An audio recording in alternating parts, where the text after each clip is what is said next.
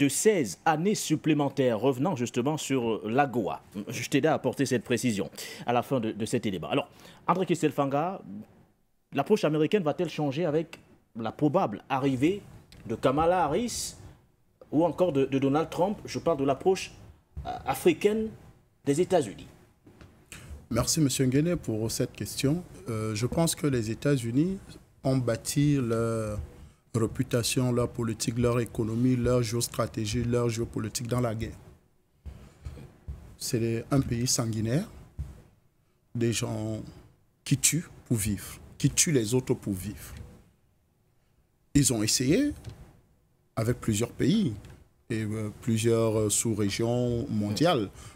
Nous avons vu, et d'ailleurs Linda l'a bien précisé, que dans le Moyen-Orient et partout là-bas, ils ont fait la guerre. Ils ont fait la guerre en Irak, ils ont fait la guerre en Afghanistan, ils ont fait la guerre un peu de partout là-bas à cause des ressources, n'est-ce pas, qui existaient dans ces pays-là. Oui. Et la prise de conscience de ces peuples-là, n'est-ce pas, de ce côté-là, ont amené, n'est-ce pas, la plupart de ces pays-là à se révolter contre les États-Unis. Le dernier en date, n'est-ce pas, d'un pays, justement, qui n'a pas cédé à ce marasme-là, à ce désordre-là, c'est la Syrie.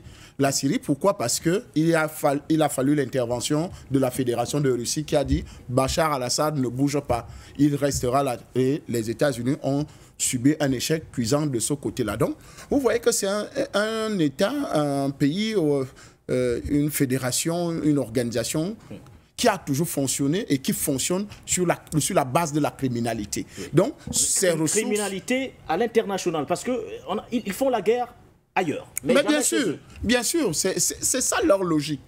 C'est de faire la guerre ailleurs. Ce n'est pas de faire la guerre dans leur territoire. Oui. Parce que l'industrie des armes, l'industrie, n'est-ce pas, en fait, toutes les industries américaines doivent vivre, n'est-ce pas, à partir de la guerre.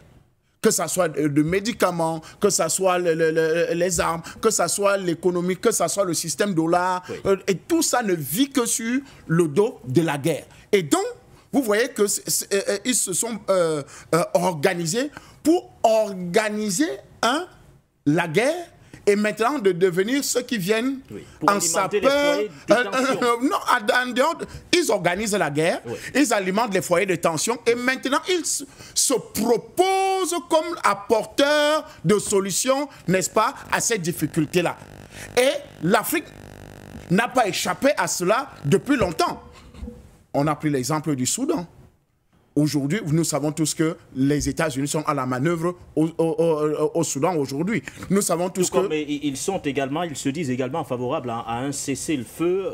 Plusieurs médiations ont été conduites jusqu'ici, notamment du côté de Jeddah. Mais écoutez, ils n'ont jamais apporté de solution. Le chef de la diplomatie américaine, le secrétaire d'État, Anthony Blinken. Monsieur Nguéné, les États-Unis n'ont jamais apporté de solution nulle part. Parce qu'ils sont les auteurs du chaos. Donc, quand vous avez, n'est-ce pas, un pays qui est justement dans la logique du chaos, il ne peut pas être apporteur de solutions. Il va jouer au dilatoire, il va jouer à celui qui apporte des solutions et il n'a jamais apporté des solutions concrètes. Ils forcent leur entrée, par exemple, aujourd'hui en RCA avec une société privée, Bancroft, n'est-ce pas? Ils forcent leur entrée parce qu'il faut absolument qu'ils aient des postures, des parts de marché au niveau de la RCA. Alors que la Fédération, par exemple, de Russie, en partenariat avec les FACA, ont produit déjà le résultat qu'il fallait, c'est-à-dire la sécurisation de l'État centrafricain, où le territoire est presque récupéré à 90-95%. Oui. Donc, ça, c'est un travail réussi, n'est-ce pas, entre la République centrafricaine et la Fédération de Russie. Oui. Mais Bancroft essaye, manœuvre, continue à alimenter, n'est-ce pas, des groupes rebelles et tout ça pour essayer de créer encore des divisions. Vous voyez que ça, c'est en RCA. Oui. On va au Mali, on va au Niger, on va un peu de partout. C'est les États-Unis qui sont à la manœuvre de tout ce que vous voyez. Je vous ai expliqué, par exemple, les dernières attaques de Tinzaouaten. C'est Tinzaouaten, j'espère. Tinzaouaten, oui. D'accord, au Mali.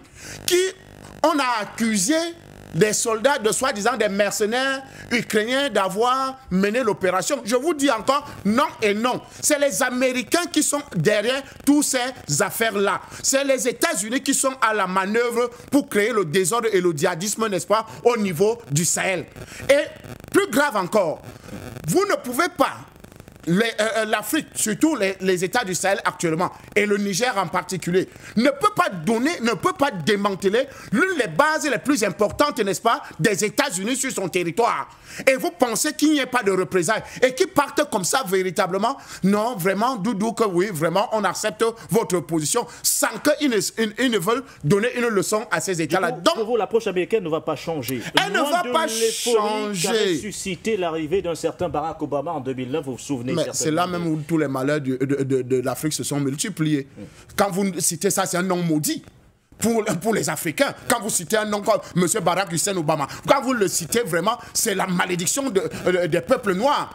Et d'ailleurs, nous savons tous que voilà sa double qui est en train d'arriver, si elle arrive au pouvoir, c'est-à-dire Kamala Harris. Vous savez que c'est la fabrication de Barack Obama. Donc, vous voyez que le système américain ne changera jamais. C'est un système de Yankees, c'est un système de mercenariat, c'est un système où il faut aller faire la guerre chez les autres pour obtenir leurs ressources. Et d'ailleurs, la logique, le plan d'action, n'est-ce pas, prévu par ce monde unipolaire, c'est de faire de l'Afrique sans les Africains. Et ils sont à la manœuvre pour ça. C'est pour ça qu'ils peuvent nous créer.